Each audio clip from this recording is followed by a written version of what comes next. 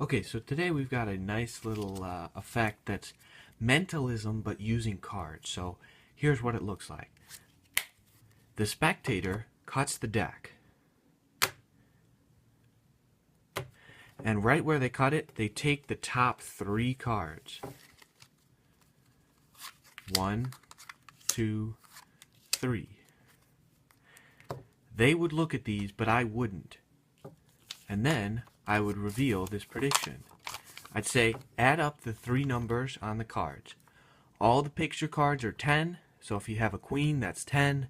If you have a 2, that's 2. If you have an 8, that's 8. 10 plus 2 plus 8 is 20. Here's my prediction, though. I think you will pick 19. And let's see if that holds true. 2 plus 7 is 9.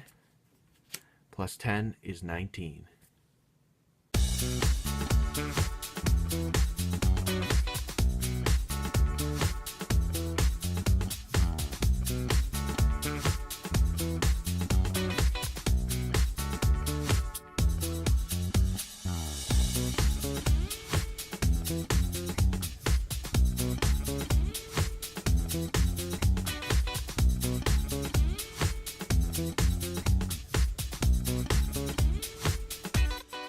So let's get into how to do that. Here we go. Basically, the way that the trick works is that it's almost always 19. Now, it's not guaranteed, so don't think it's guaranteed, because it's not. But there's a pretty good chance that the total is going to be 19. So if you want to take a look at the deck, here's a 10-7-2, that's 19, a 10-6-3, a 10-5-4, a 10-5-4, a 10-6-3. So basically, most of the cards are going to add up to 19. Now, what if it doesn't? Good question, good question. Here, you would have a 7-Queen-3. That would add up to 20. Okay, 6-10-4 would add up to 20. The other option is that you'd have something like a 5-Jack-3, and that adds up to 18. So there's 3 options. It's either going to be 18, 19, or 20. Now, what are the chances? Well, there's a 75% chance it's going to be 19. So that's usually what I stick with. If I'm feeling ballsy, if I'm feeling confident, I'll say 19. Now, as a little bit of a backup, what I usually have is if I'm wearing long sleeves, I'll write it on my arm. I'll write, I will be off by 1. Because if I show the prediction is 19 and they're thinking of 20, I'm off by 1. I'm off by 1 because they have 20. 20 is 19 plus 1. If they're thinking of 18, I'm also off by 1. I'm just 1 higher because 18 plus 1 is 19. So basically then, no matter what, I'm set. Now, this was the first try and I got the 19. Usually, for me, what I've done, the amount of times I've performed it, usually 7 times out of 10, I'll get the 19. Now, there is a way to check using the deck, and we can get into that in a little bit, but basically, almost all of the time, it's going to be 19.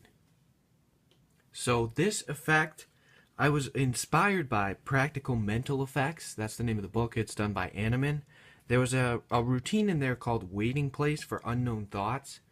So that was a routine that was done with a deck of cards, but they were letters instead of numbers and face cards like a normal deck of cards.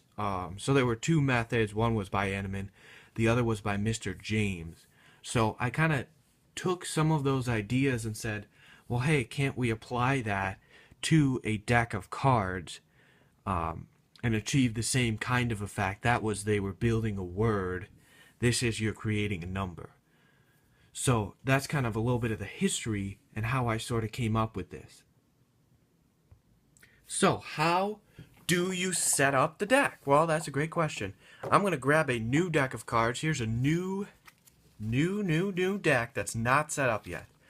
So the first step that you have to do is you have to separate all the cards by their value. So I'm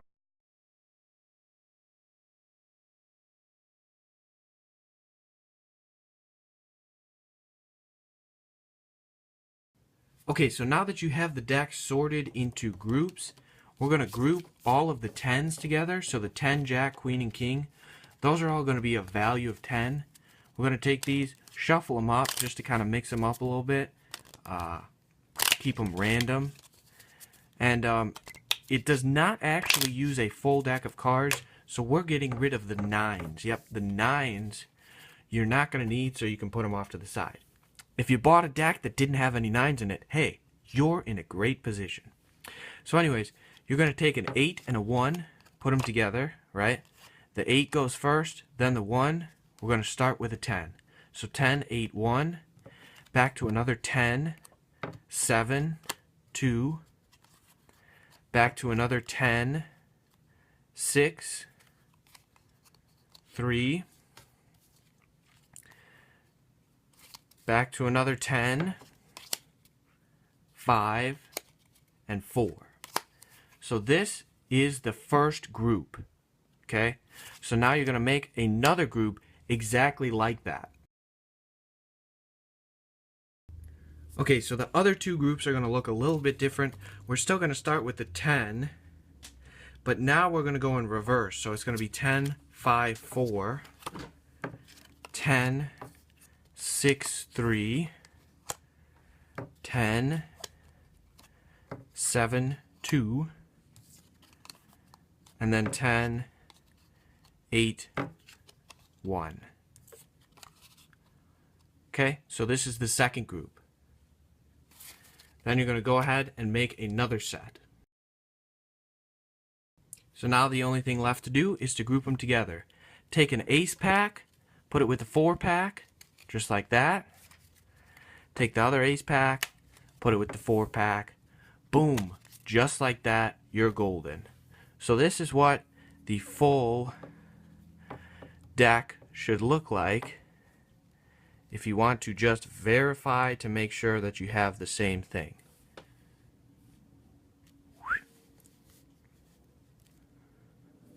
Just like that. Going this way. The jacks, queens, kings, it doesn't matter which one's which. That's just going to be a 10. So how do you utilize the deck? Well, just mess around with it. If you take your deck, okay, and you give it a cut the deck just like that. Look at the top 3 cards, 19. Hey, pretty good. Do it again, cut the deck. Look at the top 3 cards, 19. Hey, not bad. Give it another cut, top 3 cards, 19. That's crazy. How about here? Take the top 3 cards, 19. Hey, we're pretty darn good at this. Top 3 cards, 19. Cut a little tiny pack off. Top 3 cards, 19. So it is possible that it could be an 18 and it could be a 20. But let's run the numbers right now. So if you're into gambling and you like to take risks, well then this might be for you. But let's take a look. It could be 18. What are the chances of that? Well, let's take a look. The 18s are going to occur 6 times, and it's only going to be in a situation that would be 20. It would be in a situation like this, the 5, 10, 3. If it gets sandwiched like that, that would be an 18. So there's only 6 instances that happens. Okay? And it's the same thing for the 20. There's 6 instances that could happen. So what about the 19? Well, there's 48 cards in the deck, so that leaves 36 chances for it to be 19.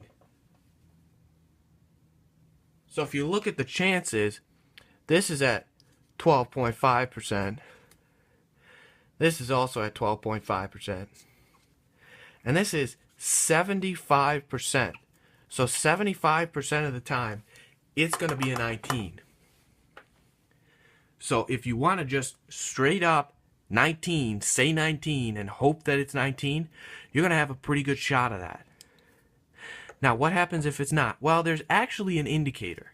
So let's take a look at what the indicator is. If it's 19, okay, if the top 3 cards are 19, so 1, 2, 3, that's 19. that means either the top card or the bottom card is a 10. So I'll put that down. Top or bottom is 10. Okay? Or there's also another option. Top plus bottom equals 9. So if the top plus the bottom equals 9, then it's going to be 19. If the top card or the bottom card is a 10, then it's going to be 19. And that's going to happen quite a bit. That's the most common. Now, what about 20? Well, if the top card plus the bottom card equals 8,